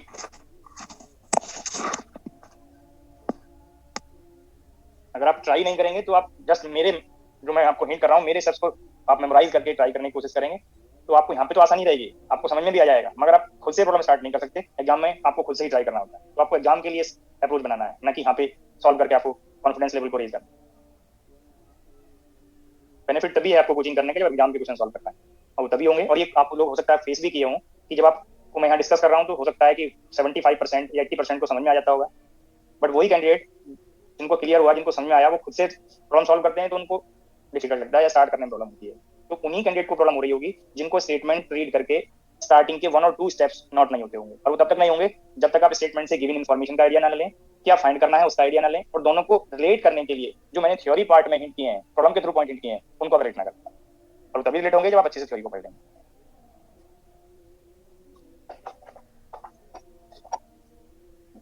मैं डिस्कस करता हूँ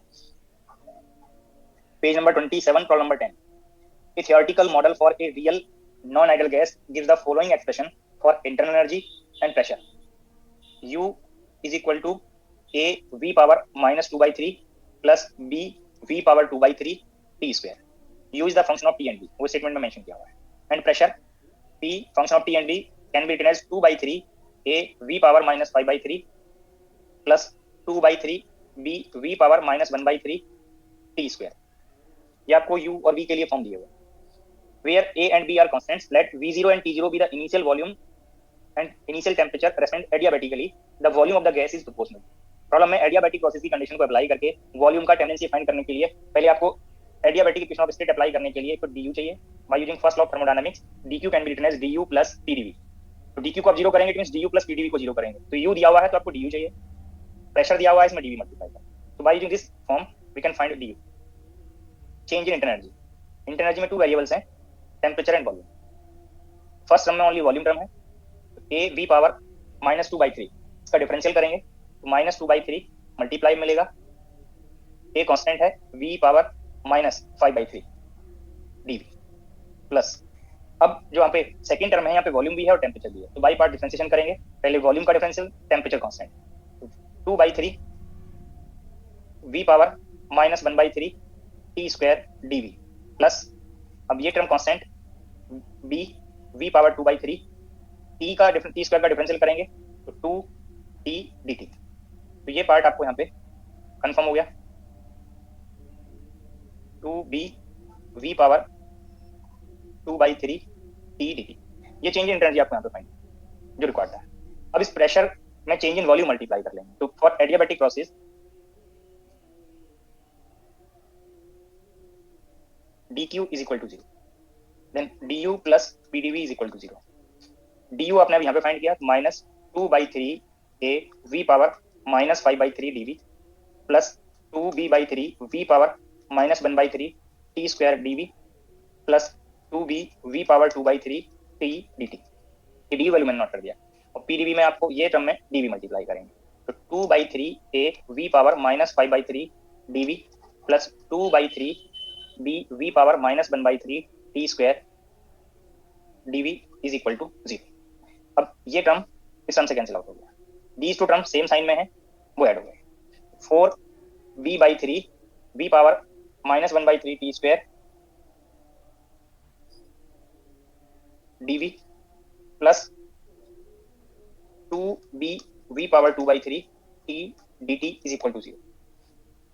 इसको यहाँ पे सिंप्लीफाई करें, 4 b by 3 v power minus 1 by 3 t square dv is equal to minus 2 b v power 2 by 3 t dt। अब चेंज इन वॉल्यूम वाले टर्म एक साथ नोट कर लें और इसमें dv by v फॉर्म बन जाए या जो भी पार्ट बने, और t dt या dt by t फॉर्म वो एक साथ नोट कर लें। इट मींस वॉल्यूम एक साइड ले आए और टेम्परेचर अंदर साइड ले, यहाँ से कंपेयर करें तो 2 से ये 4 एडजस्ट होगा, b कैंसिल आउट हो गया, तो ये फॉर्म 2/3। जब इस v स्क्वायर को v पावर 2/3 को यहाँ पे इंक्लूड करेंगे तो ये v पावर -1/3 डिनोमिनेटर में लाएंगे, विथ पावर 3/3 बन गया, तो ये फॉर्म बन जाएगा dv/v। t square 1 power adjust हो गया, राइट साइड में फॉर्म बनेगा माइनस ऑफ dt/t। तो ये फर्स्ट ऑर्डर डिफरेंशियल इक्वेशन आपको मिलेगा। इसको वन टाइम इंटीग्रल कर लें, 2/3 integration dv/v is equal to minus integral dt/t plus integrating constant 2/3 ln v, या इस पार्ट को भी राइट में और इंक्लूड कर सकते हैं, माइनस 3/2, ये भी नोट कर सकते हैं। ln v या तो लास्ट में एडजस्ट कर लेंगे या पहले आप एडजस्ट कर सकते हैं, minus 3/2 ln of t plus constant. Log properties इसको सेम साइड लाएंगे, तो ln of v t power 3/2 is equal to ln of any constant.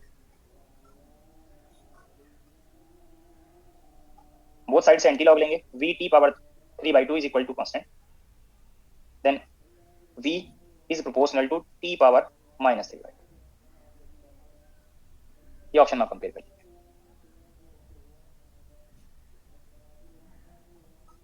Third option correct बन गया, बिकॉज मैंने p और v में आपको फर्स्ट लॉ के एप्लीकेशन से adiabatic equation of state calculate करना बताया था। यहाँ पे आपको adiabatic equation of state v और t में फाइंड करना है। सिमिलर अप्रोच है, फर्स्ट लॉ के एप्लीकेशन से आप adiabatic equation of state find कर सकते हैं। ऑल पॉइंट्स क्लियर हो गए? Next problem, page number 20, problem number 6। Statement read करिए और ट्राई करिए। Page number 20, problem number 6।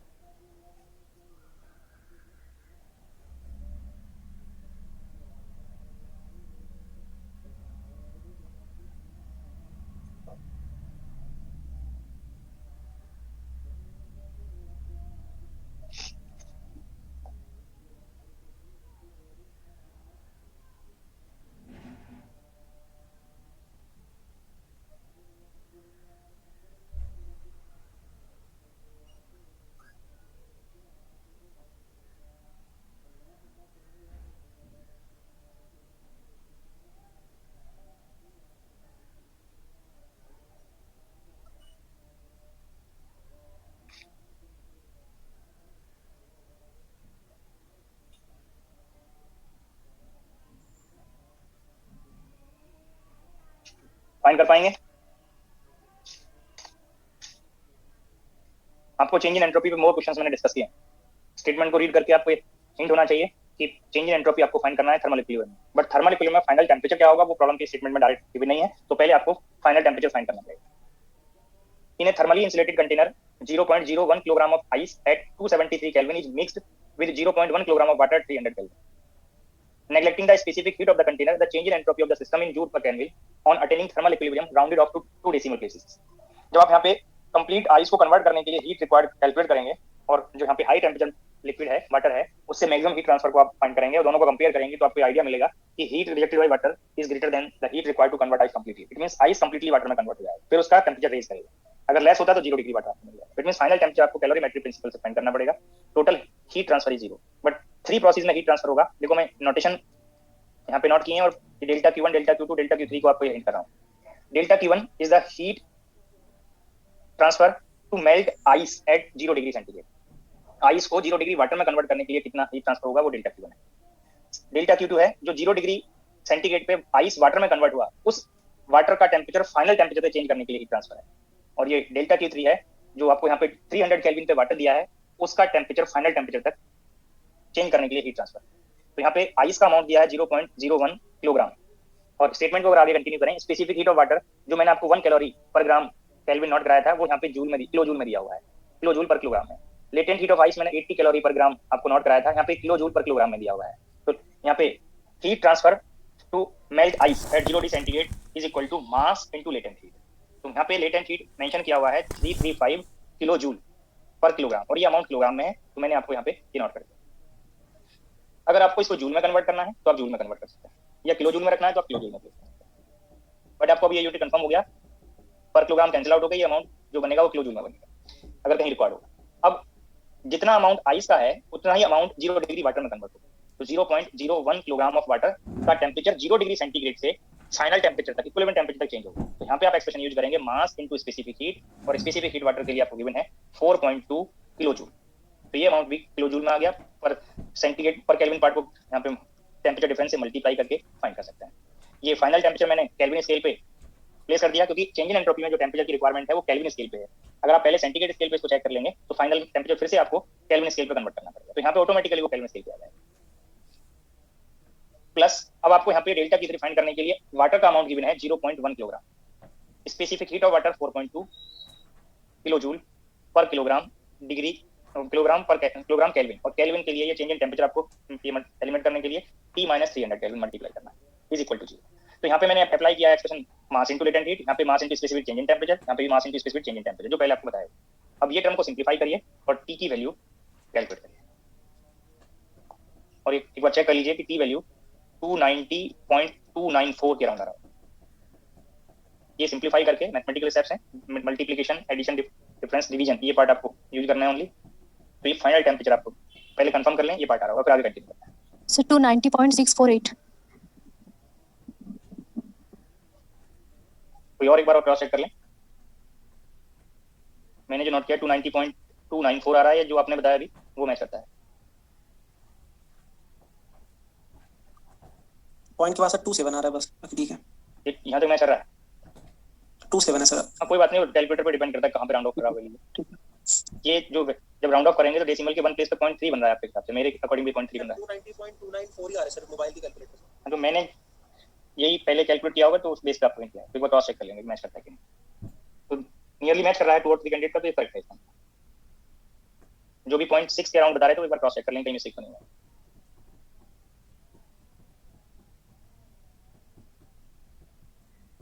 तो फाइनल टेम्परेचर फाइंड हो गया।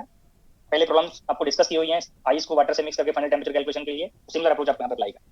अब इसी को आगे कंटिन्यू करते हैं, क्योंकि प्रॉब्लम कंप्लीट नहीं हुआ। आपको यहाँ पे फाइंड करना है चेंज इन एंट्रोपी, और चेंज इन एंट्रोपी फाइंड करने के लिए फिर से आपको 3 इंडिविजुअल प्रोसेस में एंट्रोपी चेंज फाइंड करना पड़ेगा। और 3 इंडिविजुअल प्रोसेस क्या है?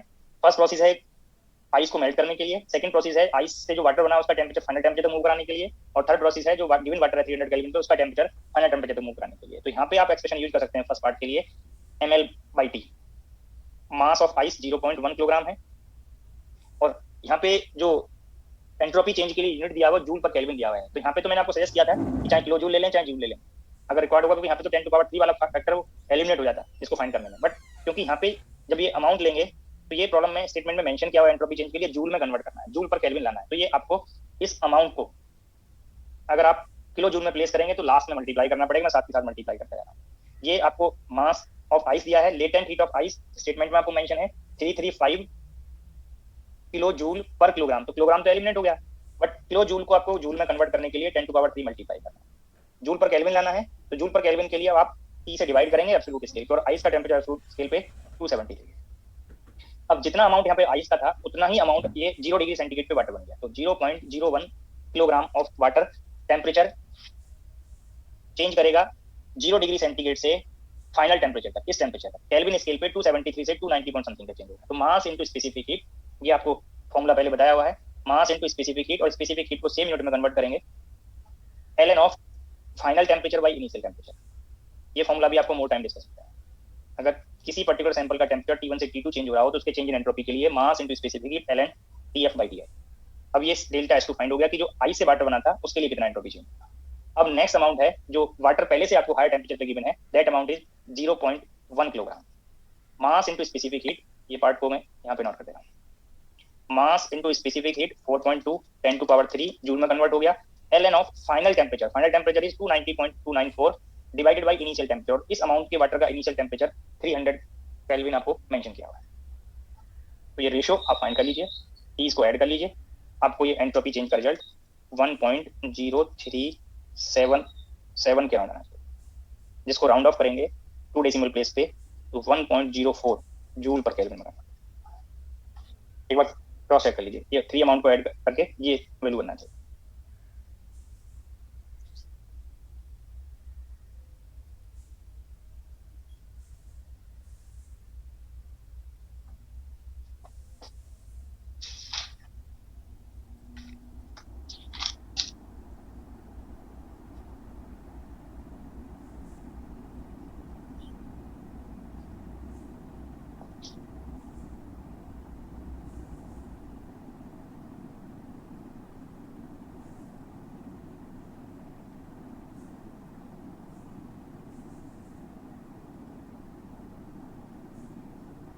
मैच कर गया?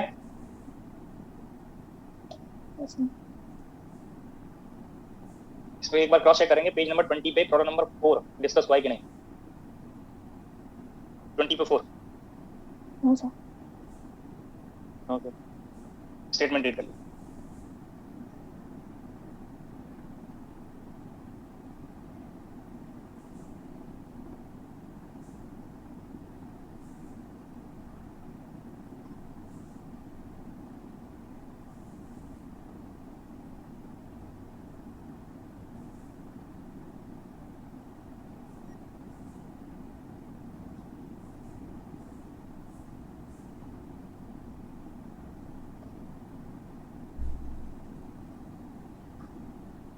यहाँ पे कार्नोट साइकिल की कंडीशन पे बेस्ड क्वेश्चन है।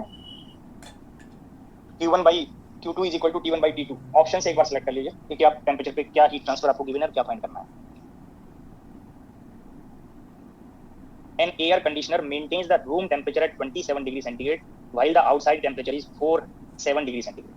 The heat conducted through the walls of the room from outside to inside due to temperature difference is 7000 watt पर सेकंड दिया हुआ है यहाँ पे हीट ट्रांसफर। जो Q है वो जूल में आएगा और जूल में पर सेकंड से डिवाइड करेंगे तो वाट बन जाएगा। पर यूनिट टाइम के लिए आप इसको लास्ट में चाहें तो कन्वर्ट कर लें या पहले ही आप डिवाइड करके इसको कन्वर्ट कर सकते हैं। ओनली पहले आपको ये करेक्टली पता होना चाहिए कि 27 डिग्री सेंटीग्रेड और 47 डिग्री सेंटीग्रेड जो टेम्परेचर दिए हैं ये 7000 किस टेम्परेचर के लिए है और आपको किस टेम्परेचर के लिए हीट फाइंड करना है। तो स्टेटमेंट को आप चेक करिए। इनसाइड टेम्परेचर है 27 और आउटसाइड टेम्परेचर 47 और स्टेटमेंट आगे कंटिन्यू है। The heat conducted through the walls of the room from outside to inside due to this temperature difference is 7000 watt. तो आपको यहाँ पे इनसाइड में हीट कितना प्रोवाइड हो रहा है पर सेकंड वो दिया 7000 वाट। तो 27 डिग्री सेंटीग्रेड के लिए आपको ये हीट दिया हुआ है और 47 के लिए अगर आप फाइंड कर लें पर सेकंड कितना होगा, दोनों के डिफरेंस से कितना वर्डन होगा वो फाइंड कर सकते हैं। कैसे पता चला कि यहाँ पे कार्नोट साइकिल की कंडीशन इंक्लूड होगा? रिकॉल करिए, मैंने कार्नोट साइकिल को अगर as a Carnot heat engine आप यूज कर रहे हैं तो मैंने वहां पे बताया कि मैक्सिमम वर्क से कई बार आपको हिंट कर सकता है, जिससे रिवर्सिबल प्रोसेस का कंडीशन है। रेफ्रिजरेटर में अगर कार्नोट रेफ्रिजरेटर बनाएंगे तो उस पर कंप्रेशर पे जितना मिनिमम वर्क होगा उतना ही वो हीट वहाँ पे वो बेटर बनेगा। तो कैसे हम उसको यूज कर रहे हैं उस पर डिपेंड करता है। तो यहाँ पे मिनिमम वर्क से आपको पता चलेगा कि ये क्योंकि इंजन नहीं है, एयर कंडीशनर है, यहाँ पे कंप्रेशर के थ्रू आप हीट लोअर पार्ट को यहाँ पे प्रोवाइड कर रहे हैं, इनसाइड में कर रहे हैं, हीट पंप की तरह बिहेव करेगा इनसाइड में हीट टेम्परेचर को मेंटेन करने। तो यहाँ पे Q1 अगर हीट ट्रांसफर ले रहे हैं एट टेम्परेचर T1 और Q2 हीट ट्रांसफर ले रहे हैं एट टेम्परेचर T2 तो ये Q1 by Q2 is equal to T1 by T2 यहाँ पे आपको अप्लाई करना है। और जो Q2 वैल्यू है Q2 बाई T ये आपको 7000 वाट दिया हुआ है। Q2 वैल्यू 7000 जूल आएगा पर सेकंड, जब आप इसको चेक करेंगे तो वाट में करते हैं। तो यहाँ से अगर हम Q1 कैलकुलेट कर लें that is T1 by T2 into Q2 तो पर यूनिट टाइम पर सेकंड में आपको ये डिफरेंस बता देता है। तो ये वैल्यू आप फाइंड कर सकते हैं। T1 वैल्यू आपको दिया है 273 plus 47, T2 273 plus 27 and Q2 by T is 7000। तो आपको यहाँ से Q1 बाई T बता दें, न्यूमेरिकल वैल्यू फाइंड कर लीजिए। द मिनिमम वर्क पर सेकंड के लिए Q1 बाई T और Q2 बाई T का डिफरेंस आपको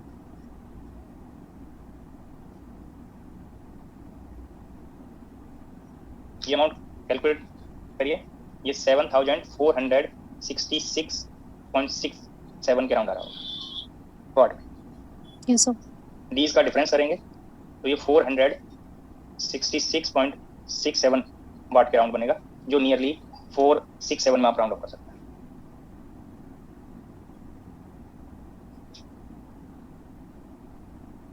नेक्स्ट प्रॉब्लम,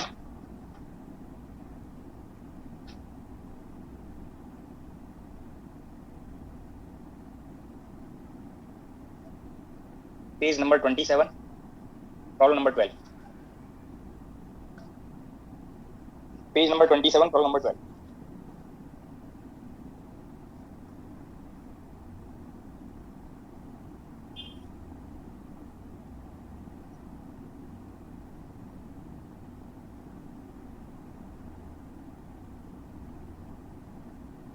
स्टेटमेंट रीड करिए, समस्या सॉल्व करिए।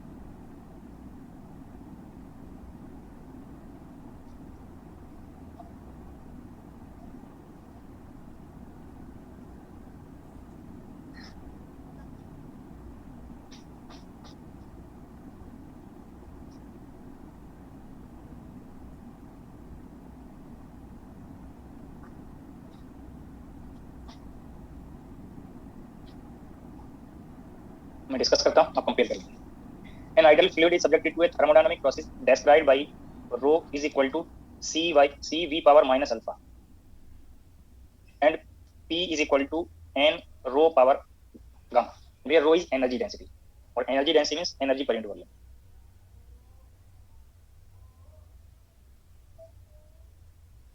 For what values of n and gamma, the process is adiabatic if the volume is changed slowly.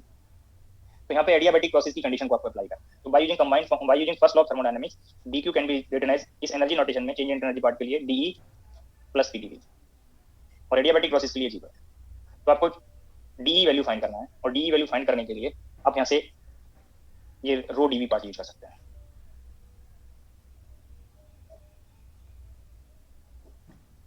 ये पहले सेपरेटली फाइंड कर लें। यहाँ से E is equal to CV power 1 minus alpha, then DE can be written as C 1 minus alpha V power minus alpha dV। अब यहाँ पे place कर दीजिए। प्रेशर के लिए भी आप रिलेट कर लें चाहें तो P is equal to N, इसको रो वैल्यू रिप्लेस करेंगे, C V power minus alpha total power gamma, यहाँ पे प्लेस करेंगे DE that is C 1 minus alpha V power minus alpha dV plus pressure value NSH C power gamma V power minus alpha gamma dV is equal to 0। अब यहाँ पे ये right side 0 है, left side में change in volume का जो coefficient होगा वो 0 बनना चाहिए, और ये एक ही केस में 0 हो सकता है। अब यहाँ पे कंपेयर करें, ये वॉल्यूम का जो पावर है, यहाँ पे जो वॉल्यूम का पावर है, बाकी पार्ट कांस्टेंट, उससे मैच करना चाहिए, क्योंकि यहाँ पे इस टर्म का यूनिट और इस टर्म का यूनिट अगर मैच करेगा तभी ये वैल्यूज कैंसिल आउट होकर 0 बना सकती है। तो यही पार्ट आपको यहाँ पे जस्ट कंपेयर करना है। ये कोफिशिएंट्स को आप इक्वेट करेंगे और पावर भी V का मैच करना चाहिए। तो यहाँ से आपको ये कंफर्म होगा ये पार्ट ये V का पावर मैच करे, और ये कांस्टेंट जो V और dV के मल्टीपल में जो कांस्टेंट फैक्टर है वो मैच करे। ये कोफिशिएंट्स को 0 करने के लिए, dV का कोफिशिएंट 0 करने के लिए C1 माइनस, चाहे तो लाइक दिस नोट कर सकते हैं, C1 minus alpha V power minus alpha dV is equal to minus N C power gamma V power minus alpha T dV। तो ये कैंसिल आउट होने, तो dV का कोफिशिएंट अब आपको यहाँ पे कंफर्म हो रहा है, ये पार्ट इससे मैच करना चाहिए, और मैच करने के लिए ये कांस्टेंट पार्ट कांस्टेंट से मैच करे, और ये V में जो एक्सपोनेंट है वो एक्सपोनेंट मैच कर रहा है। तो एक्सपोनेंट को जब कंपेयर करेंगे तो alpha must be equal to alpha gamma. तो यहाँ से आपको कंफर्म हो गया कि गामा वैल्यू 1 आना चाहिए, और जब ये कोफिशिएंट को कंपेयर किया तो C1 minus alpha is equal to minus N C power gamma, और गामा वैल्यू 1 है। तो यहाँ से आपको कंफर्म हुआ कि N वैल्यू अल्फा माइनस 1 होना चाहिए। तो दीज टू वैल्यूज आप यहाँ पे ऑप्शन में कंपेयर करें।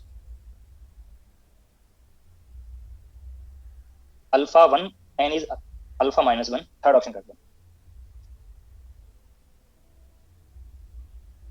तो जो सिलेबस डिस्कस हुआ है उससे कुछ क्वेश्चंस यहाँ पे दीज असाइनमेंट में थर्मोडायनामिक सेकंड ए और सेकंड बी में अभी प्रेजेंट है, उनको आप खुद से भी ट्राई कर लेंगे। कुछ क्वेश्चंस अभी ब्रेक के बाद में डिस्कस करूंगा, फिर स्टैटिस्टिकल मैकेनिक्स को स्टार्ट करेंगे। जो सिलेबस डिस्कस हुआ है उसके लिए आप ट्राई करें। सर प्लीज साइड से कर दीजिए।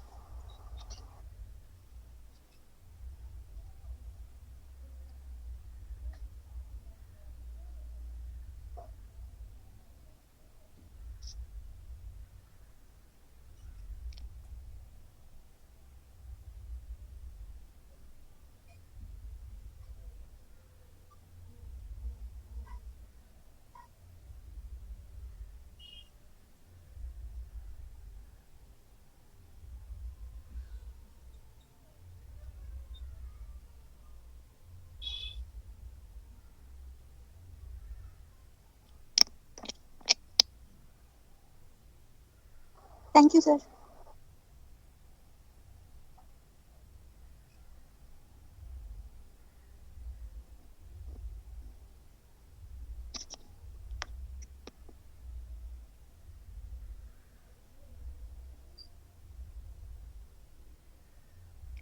सर एक डाउट है सर, इसी क्वेश्चन पे सर, पेज 20 पे क्वेश्चन नंबर 4 सर, इसमें मेरे को ये नहीं समझ आया सर, ये तो रेफ्रिजरेटर की कंडीशन होगी ना? स्टेटमेंट में वर्ड लिखा है क्या रेफ्रिजरेटर? नहीं सर, कंप्रेसर लिखा है सर। एसी आप इसलिए यूज करते हैं सर बाहर से, मतलब जो ही, हाँ जी बोलिए। इनसाइड से जो सर वो हीट होगी, बोलिए सर मतलब ठंडा करने के लिए, ये ठंडा करने के लिए, तो इनसाइड का टेंपरेचर लोअर होगा ना? Yes sir. ठीक है, तो यहाँ पे जो स्टेटमेंट में वर्ड दिया है वहां से आपको ये आइडिया नहीं होगा कि Q1 और Q2 आपको क्या पार्ट लेना है। Q1 Q2 तो पता चल गया सर, लेकिन Q1 by Q2 is equal to T1 by T2 condition तो हम आइडियल इंजन में लेते हैं ना sir. Q1 by Q2 is equal to T1 by T2 वाली कंडीशन बेटर एसी वो होगा जिसके मिनिमम वर्क ऑफ कंप्रेसर से ये हीट ट्रांसफर होगा। इंजन अगर आप एज इंजन लेते हैं तो वहां पे वर्क डन मैक्सिमम बनता है क्योंकि हमें आउटपुट में वर्क डन लेता है, ठीक है। रेफ्रिजरेटर में भी जहां कंप्रेसर का वर्ड आ रहा होगा कंप्रेसर पे मिनिमम वर्क के कॉरस्पॉन्डिंग कार्नोट साइकिल वाली कंडीशन ऑटोमेटिकली आ जाएगी। इंजन के लिए मैक्सिमम वर्क वाली कंडीशन आ जाएगी। तो हीट पंप हुआ, ठीक है, और रेफ्रिजरेटर हुआ, रेफ्रिजरेटर आपका एसी हुआ, इन सब के लिए मिनिमम वर्क वाला पार्ट है। मतलब कार्नोट साइकिल की वो कार्नोट साइकिल कंडीशन के लिए, हाँ जी, रिवर्सिबल कार्नोट साइकिल आएगी। हाँ जी। एसी और सर एक मिनट बताना, एक एसी के लिए यूज देखो होगा वो डिपेंड करता है, जैसे हम इसमें रटने की जरूरत नहीं है। इंजन को हम एज ए वर्क ऑब्टेन करने के लिए यूज करता है, तो बेटर इंजन वो होगा जो हमें हमारी रिक्वायरमेंट को अच्छे से फुलफिल करे, इसमें वर्क मोर वर्क ऑब्टेन कराए, आइडियली मैक्सिमम वर्क ऑब्टेन कराए, ठीक है। अब रेफ्रिजरेटर को मैंने हीट किया, तो रेफ्रिजरेटर को हम क्यों यूज करते हैं कि वो जो रेफ्रिजरेटर के इनसाइड में हमने कोई भी बॉडी प्लेस किया उससे हीट को रिमूव करेगा, हीट को रिमूव करेगा, और रेफ्रिजरेटर के इनसाइड का जो टेम्परेचर है वो लेस, ठीक है, तो लोअर टेम्परेचर बॉडी से हीट को रिमूव करेगा with the help of compressor. Clear हुआ? तो बेटर रेफ्रिजरेटर कौन होगा जो मिनिमम वर्क से मोर हीट को रिमूव करेगा। यस, तो कंप्रेसर मिनिमम वर्क करेगा वहां पे आइडियल कंडीशन, ठीक है। तो ऐसे ही जहां पे कंप्रेसर हम इन्वॉल्व कर रहे हैं तो वहां पे अगर मिनिमम वर्क वाला पार्ट इंक्लूड हो गया तो कार्नोट साइकिल की कंडीशन ऑटोमेटिकली आ जाएगी। Okay sir.